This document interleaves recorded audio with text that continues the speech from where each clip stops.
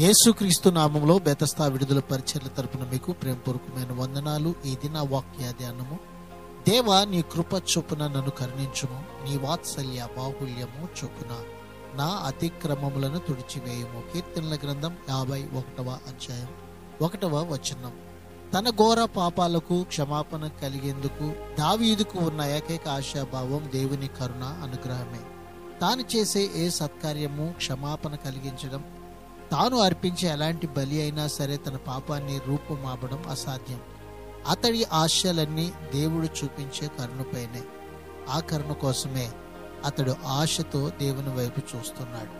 నీవు కూడా ఆయన వైపు చూడగలిగితే తన కృప చేత ప్రభు నిన్ను కరుణిస్తాడు. నీ పట్ల కూడా ఆయన గొప్ప కార్యాన్ని చేస్తాడు. ఇది వాక్యాన్ని బట్టి ప్రభు మిమ్మలను, మీ కుటుంబాలను బహుగా దీవించి ఆశీర్వదించును గాక.